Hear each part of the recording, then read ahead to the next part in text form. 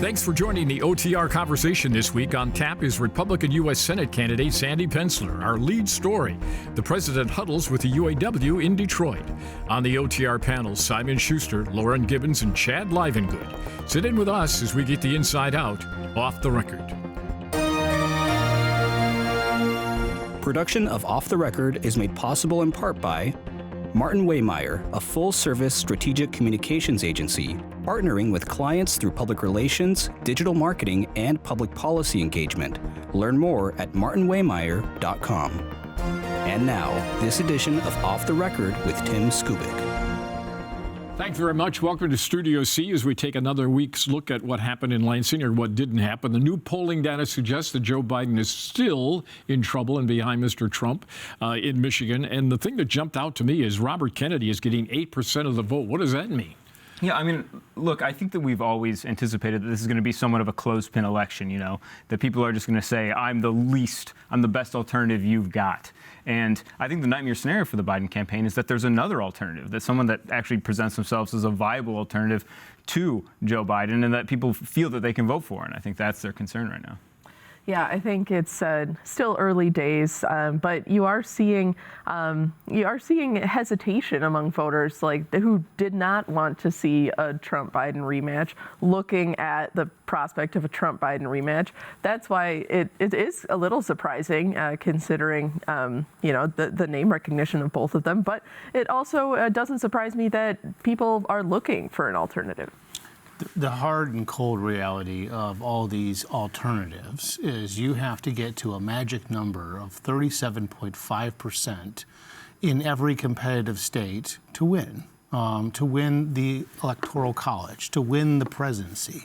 Otherwise, you are just plain spoiler. And that is what's, the calculation going on right now, especially with the no labels movement, this kind of group of disaffected Democrats and Republicans who are trying to think, do we draft Liz Cheney or do we draft Joe Manchin or maybe we draft them both to run for president and vice president?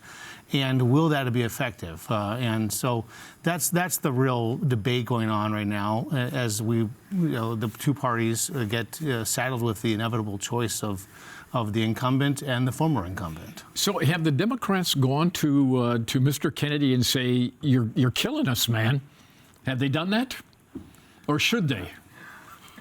I mean, I would assume that they had not, but I think that it's not inconceivable. I don't think it would do any good, to be honest with you. No, that would be my guess. This guy has a pretty big ego. Yeah. And I mean, I think that the cautious thing about polling data at this point is to acknowledge that both of these campaigns are sitting on war chests that are approaching the 9 figures if they're not already there. And we haven't yet seen that sort of advertising onslaught that's not only going to push people from Trump to Biden, but it's going to take undecided voters, people who might be leaning toward these alternatives, and push them back into these, traditional camps. So in the middle of these numbers coming out, who shows up in town but the president himself? He does, yes. And we know from the polling that he's got some issues within his own coalition. And so he comes to Macomb County yesterday to have a little get-together with some UAW members. It was not your traditional rally. There was not a major speech. He did a little bit of retail politics. They dropped, he flies into Selfridge Air Force Base, drops down to Harper Woods, goes to a black-owned sports bar, and then kicks back up into Macomb County and goes to Warren to a UAW hall.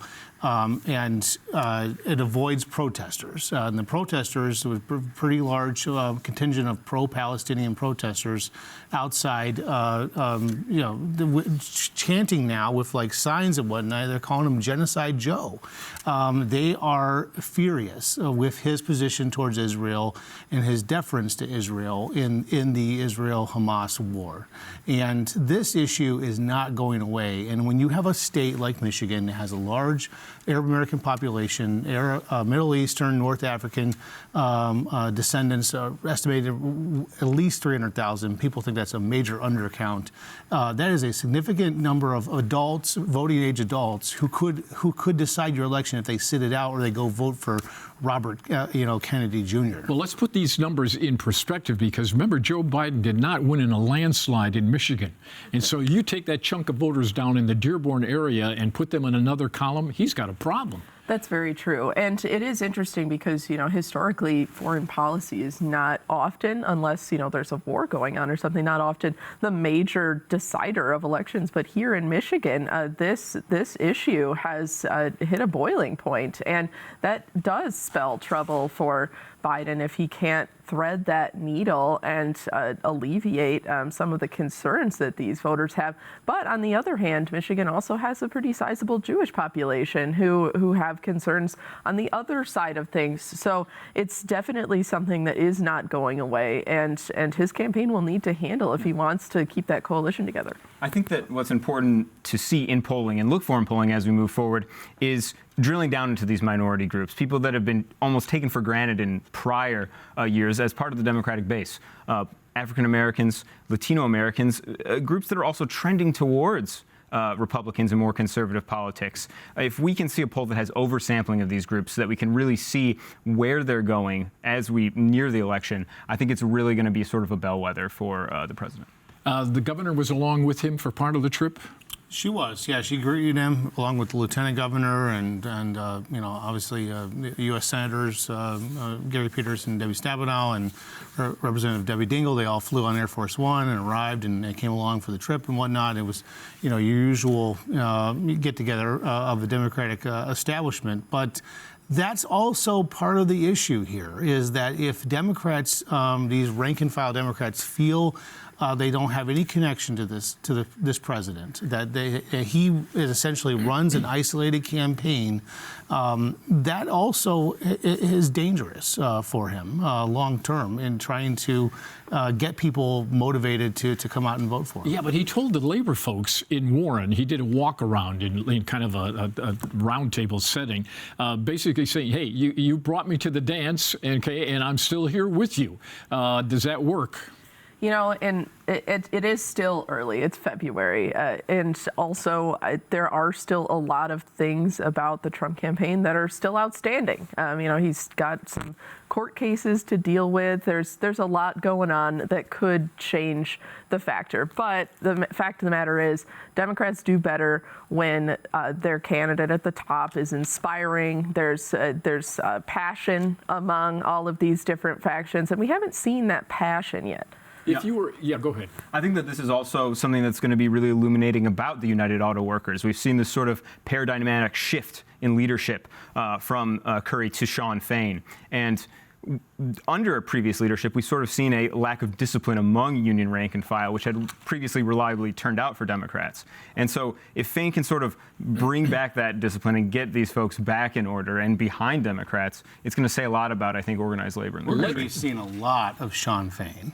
He is going to be a prominent go-to surrogate for the president. He will be on national television. He already was on the Sunday talk shows last weekend. You're just going to see this union leader from Shelby Township showing up a lot and essentially carrying the water for the president. Well, he's got a huge assignment on his plate to pull this off, because remember, the UAW, back in the day, many UAW members voted for a guy named George Wallace. In fact, George Wallace came into this state and, with the help of the UAW, won the presidential primary. But if you look at the messaging yesterday, Biden comes in and says, the country owes you all a debt of gratitude, because your union just got a 26% pay raise over 4 years under Shawn Fain's leadership, under Shawn Fain's strategy to strategically strike the big three different plants, not just focus on one, hit them all and hit them where it's hard with the SUVs and trucks.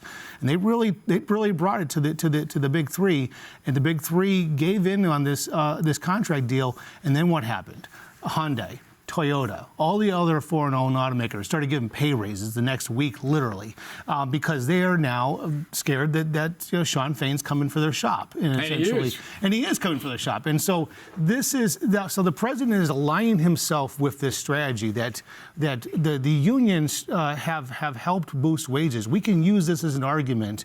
We can use this against Trump, who, remember, during the strike, shows up at a non-union automotive supplier in Clinton Township and says the negotiations negotiations don't matter. Well, Joe Biden's going to argue the negotiations do matter to your bottom line. If you were in the White House scurrying this polling data to find any sliver of hope, I guess the number would be 58%.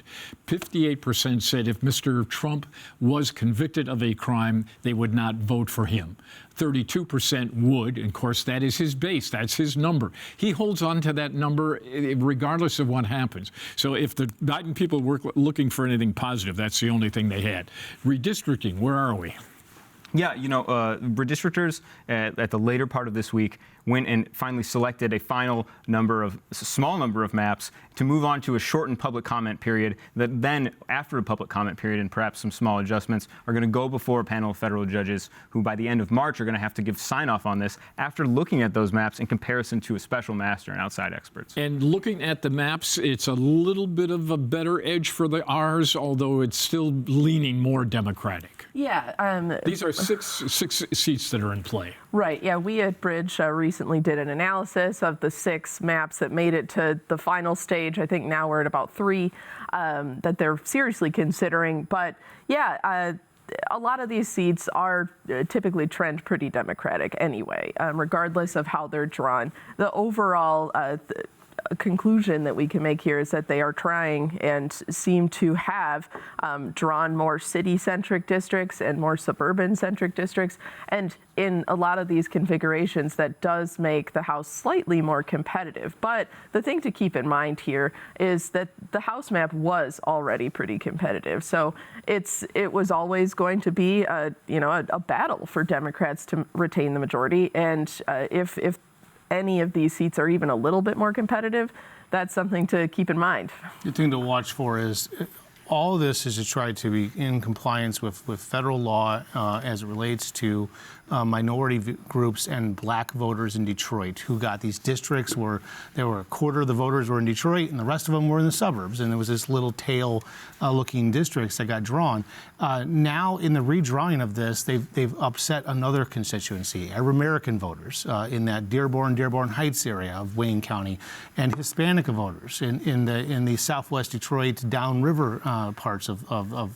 So now in trying to accomplish this and be within the legal framework, there may be other constituencies in that Democratic Party core that are upset with the final product.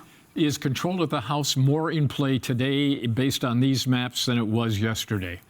Maybe slightly. I think the other important thing to keep in mind here is that this is very preliminary stages. A lot could still change.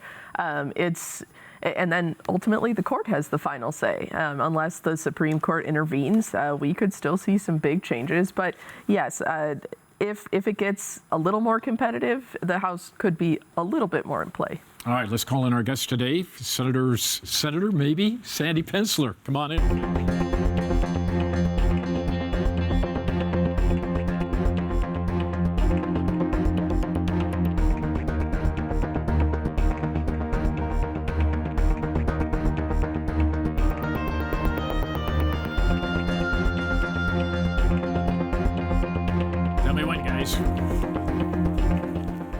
Mr. Pensler, welcome back to the program. It's good to see you again, sir. Great to be here. Let's play a little game. Give me one word to these people to describe them. Sandy Pensler. Morals. Say it again. Morals. Mike Rogers. Unprincipled. Peter Meijer. Friendly. Why did you pause? Peter, I think, is in a complicated position. And when I've met him, he's just seemed very friendly. I don't think this was the time for him to run, but I think he's a very genuine, friendly person. All right, just 2 more. Alyssa Slotkin. Unprincipled. Donald Trump. Next president. 2 words. No, that's sort president. That's sort of a punt, isn't it? Iconoclast. Let's go, Lauren, back to you. Yeah, so as we look towards, the possibility, likely possibility of another Trump-Biden campaign, you say that you think he's going to be president again here. What do you see on the bottom line, especially as you're talking to voters for your campaign? What's changed? What is there new excitement there? What's changed about what thing? Since 2020. His campaign, my campaign? Since 2020. Oh, I think what's changed is the country's had 4 years, or will have 4 years, it has 3.5 at this point, to look at failed policies of President Joe Biden. And I think the country is going to recognize, and already is, that those policies are leading to the country burning and, frankly, the world burning. I think they're frustrated, and I think that's going to show up at the polls in a big fashion. How is the country burning right now, in your mind? In my mind, it's an issue of moral rot. So what happens, I think, if you look at all of our problems, we're spending money we don't have and borrowing from our kids. I think it's a moral problem. We are trying to solve racism using racism. I think it's a moral problem. We are funding terrorists and then expecting them not to use it for terrorism. Again, I think it's a moral problem. How are we funding terrorists? Well, we funded Hamas, we funded Iran, and surprise, surprise, it was used for terrorism. I think we don't bring simple morals and Midwestern values to problems. The problems are complex, but the solutions are simple.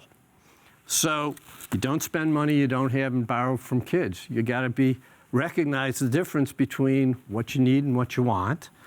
I think on the borders, I was down in Texas after watching the Wolverines. Sorry, I'm in Michigan State country, but after the Wolverines win the champions, I went over and spent a couple days at the border.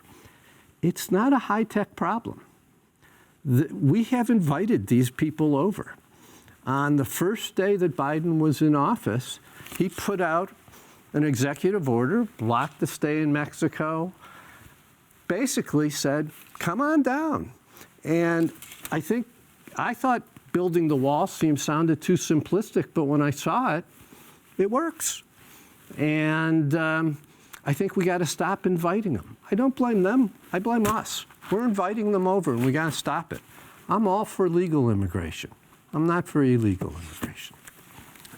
Just hours after you announced your campaign, the National Republican Senatorial Committee essentially knocked you for entering the race. How's that going to inform how you run for office?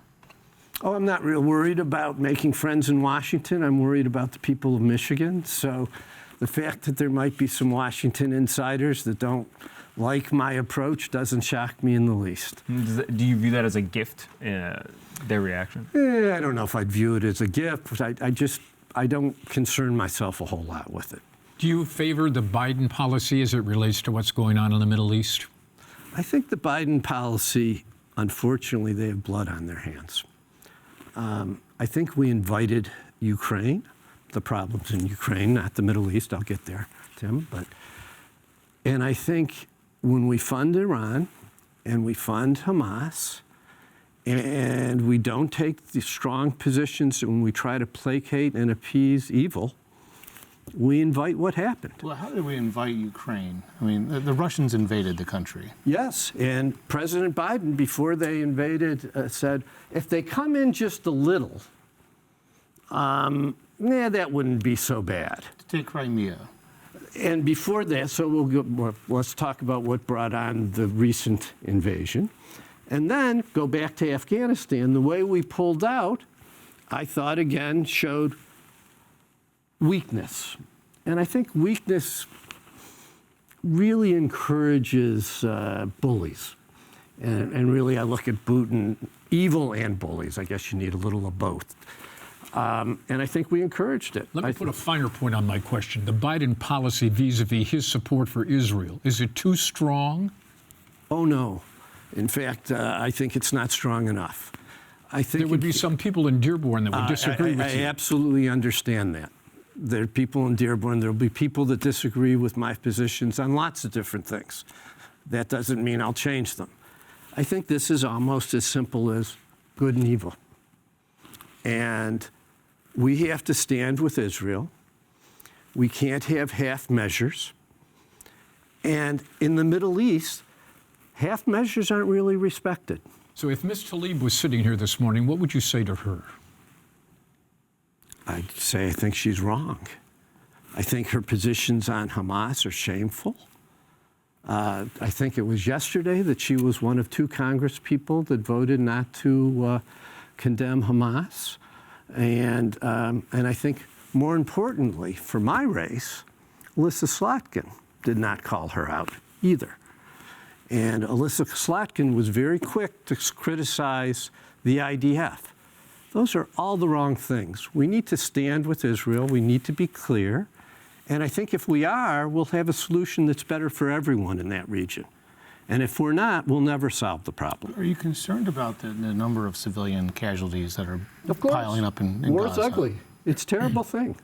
So should we have some type of ceasefire? That should not be our decision. Let me finish answering Chad's question, then I'm happy to come back to yours. I think half measures that we're coming and trying to straddle the issue and try to be on both sides hurts having a real resolution there. So if you are truly worried about Gazans, there will be some short-term pain. There is no doubt about it. There will be massive short-term pain. But you will not solve this situation if you do not uproot Hamas from Gaza. You will not. That's my view.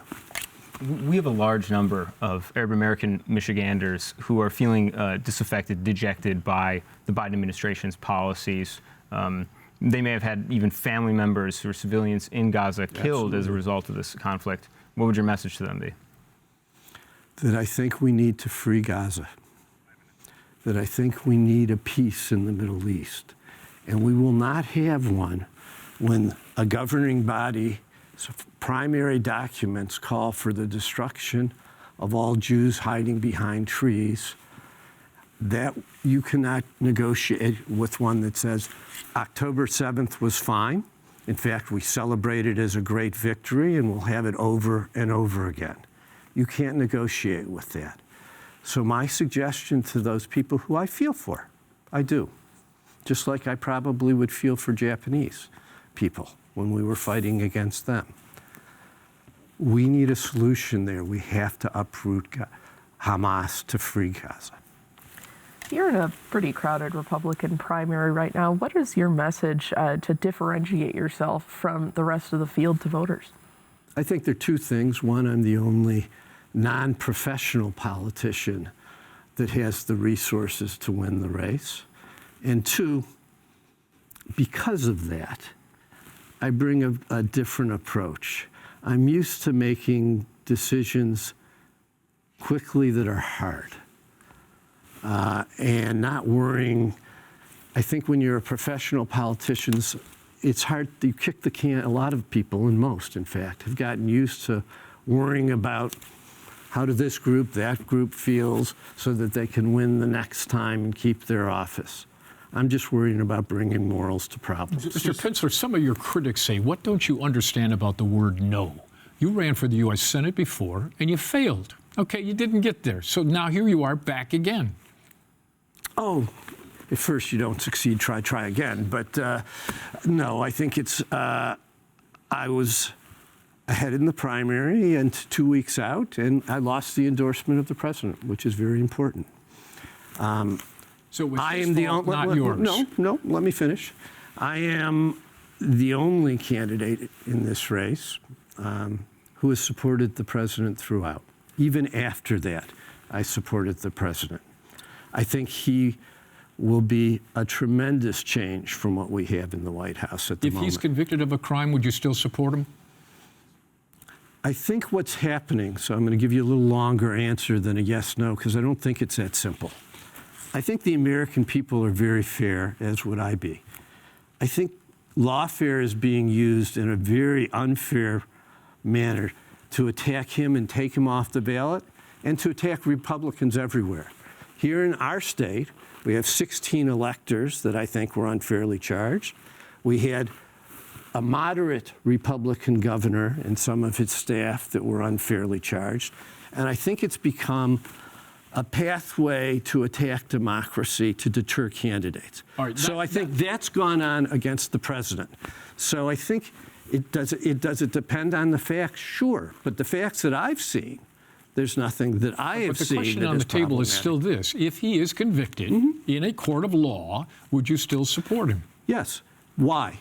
Because if I view that conviction as one that is not valid and will not stand up on appeal, which I believe most of them would not, then I would still support him. And as I look at the charges, I think all of them are politically motivated. And I think they undermine democracy in a major fashion. What's wrong with Mike Rogers? Why did I call him what I called him is what you're asking me. What did you call him? For the people that didn't hear it. Unprincipled. I think Mike spent 5 years bashing President Trump on CNN. And then went to donors and said, I'm a never Trumper, please give me money. And then as soon as it was convenient for his election purposes, was told by Washington, you better get on board and support President Trump, he switched. I find that problematic and So unprincipled. basically, in the 10 seconds we have left, he's two-faced. I'd use the term unprincipled. All right, let's go with that. Mr. Pensler, it's good to see you again. Thanks for showing It's up. always great to see you guys. Thanks very much for what you do. Thanks to our panel. See you here next week for more Off the Record. Don't leave. Don't leave. You're not. Production of Off the Record is made possible in part by Martin Waymeyer, a full-service strategic communications agency, partnering with clients through public relations, digital marketing, and public policy engagement. Learn more at martinwaymeyer.com. For more Off the Record, visit WKAR.org. Michigan Public Television stations have contributed to the production costs of Off the Record.